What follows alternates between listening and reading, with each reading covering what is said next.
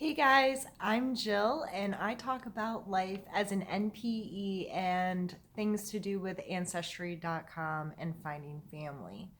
Today we're going to talk more about the emotional side of being an NPE because I think it's important. And I had a sweet girl comment on one of my videos and thanking me for being brave or having courage. And in a way, I do have to muster a bit of courage to do this, but I've come to a point in my life that I understand that there's no room for shame or fear or guilt when it comes to being authentic to myself.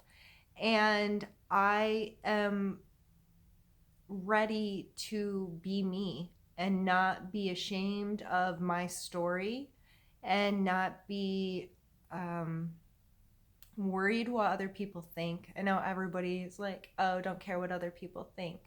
Um, I care that people think that I'm kind and authentic and real and that I have no problem being vulnerable and open and sharing because I truly feel that that's the only way to live.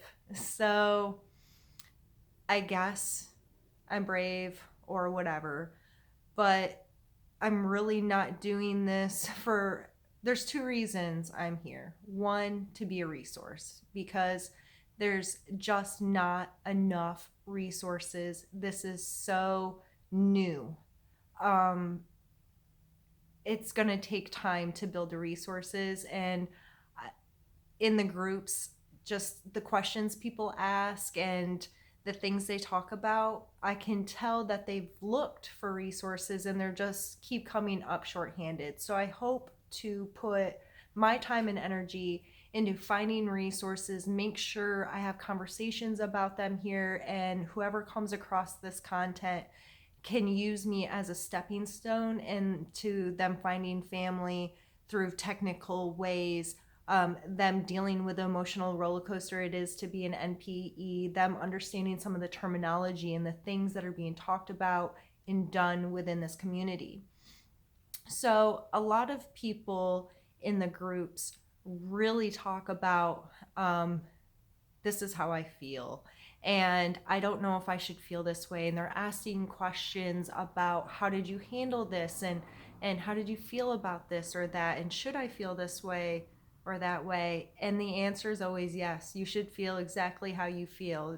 Does that mean that you be consumed by that feeling? No. But how I explain being an NPE to people is imagine your parent or loved one, family members, someone you love dearly dying. And then imagine the grieving that comes along with that, or remember how it feels to lose someone you love. Now mix that with being really freaking excited about it. It's so complicated. That's what being an NPE is. It is an absolute roller coaster of emotions. And there are such high highs and there are such low lows. And you feel so discombobulated and overwhelmed and so forth. And people just don't know how to um, manage it all. And it can be extremely overwhelming, even if you are extremely mentally healthy, emotionally healthy, average Joe. This can take the wind out of your sails and turn you for a loop in the blink of an eye. And I think it's very important for people to talk about that and understand that it's all okay. um, just like with grieving anything, anyone, grieving the loss of a relationship, grieving a pet loss, grieving a family member, grieving anything, there's going to be this constant, like you feel like the bottom's falling out, or you feel like you're losing your stomach on that roller coaster hill. And then, oh, okay, the weight's been lifted and you're up a little bit, and it comes in waves. And myself personally, I've lost a parent. The worst, I feel like I'm kind of a professional at grief, even though you saw me break down if you watched my last or a couple videos ago. Um, I feel like I'm kind of a professional at grief. Just one snippet into my life. In 1 year or less, I lost my mom.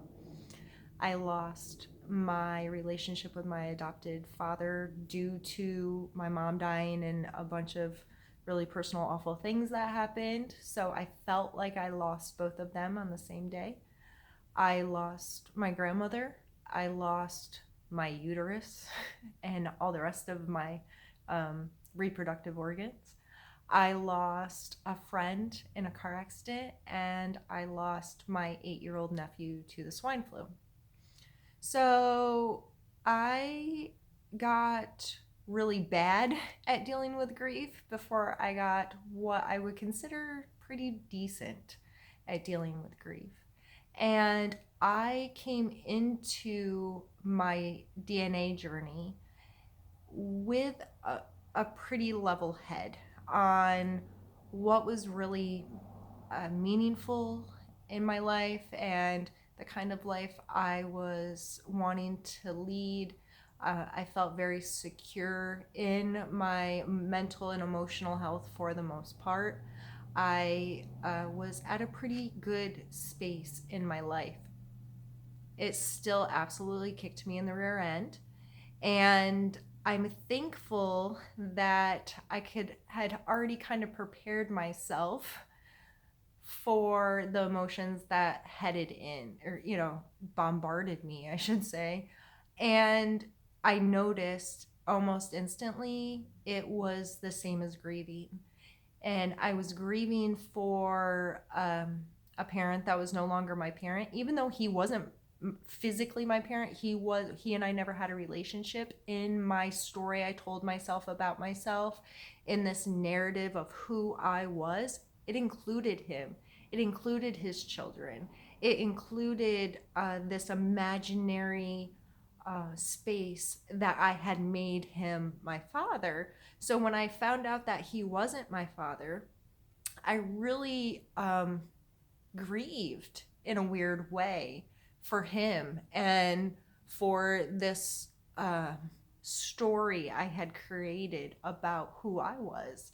And I'm very thankful that I noticed it. I'm thankful that I didn't become emerged in the chaos of the emotional toll this takes on you. And I started calling myself out and saying, okay, Jill, you need to approach this in the same way you learned to deal with grief years ago when you felt like everyone was leaving you.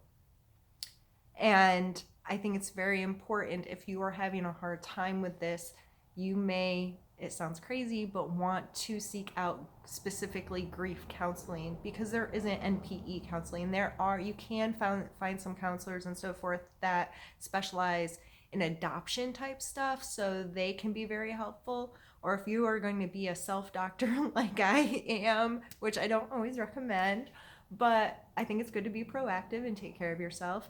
And so I specifically started going back to the tools I had found to deal with grief and to deal with fear. Because for me, grief really does boil down.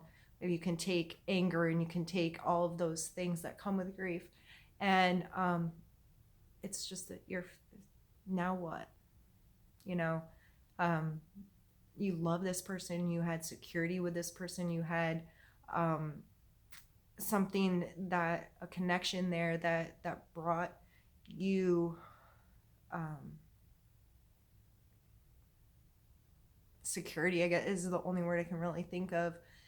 And even though, like, with my not father, I don't even know what to call him, the man I used to think was my father, even though we weren't a part of each other's lives at all, there was just something that held that there. I don't know. It's so hard to explain. And then moving on and you're scared, like, now what? And I was scared specifically, I knew what to expect from him. I didn't have a relationship with him. He didn't want anything to do with me, but I knew that. I was secure in that. And then it was like, okay, now he's not your father. Now who's my father? I didn't know I was going to find. I didn't know who I was going to find, what kind of past and stuff. And I didn't find, a picture perfect dad. And it caused me a lot of fear.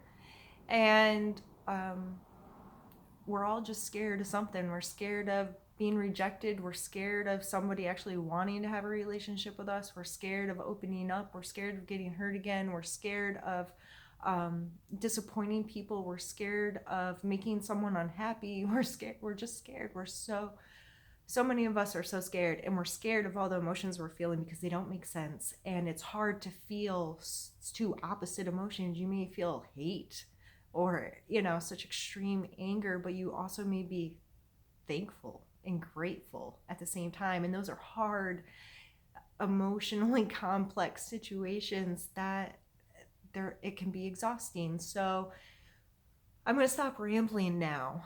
But the point of all of this is help yourself, talk, reach out to people. And sometimes it's really, really hard to find someone that you connect with and that you can be authentic with and have some courage to tell your story. And if you can't find anyone right now or you don't feel comfortable, write it. Rewrite your story. Write out your emotions. And I know journaling, and everybody talks about journaling your emotions, but I'm telling you that people say it for a reason. And now I'm verbally telling my story. I wrote it and wrote it and wrote it for a long time, and I've actually considered writing a book, which I don't know if I'm a book writer, but regardless, it helped. And now verbalizing it is actually taking it to a whole nother level, and I feel like I'm cleaning out yet another level in healing that much deeper, because I'm not ashamed to sit here and talk about the emotional complexities of dealing with being an NPE. I don't feel shame for any thing I experienced, any thought I had, any emotion I had. It was pure, it was raw, it was hard. And sometimes it still really is hard, but sometimes it's amazing. And I just want to give hope to those that are scared right now. And you may not have a fairy tale happy ending, but you could possibly be able to heal yourself and enjoy your life, your own personal story, that much more, regardless of who you share DNA with or who you connect or don't connect with. So I love you all. Any comments, questions, or concerns, please remember to reach out to me in some way, shape, or form. There's also lots of resources linked below. Other people or content I suggest for technical information, self-helpy stuff, and all the Facebook groups that I think are helpful to people in this situation. So like and subscribe if you want to hear from me again. Thank you. Bye.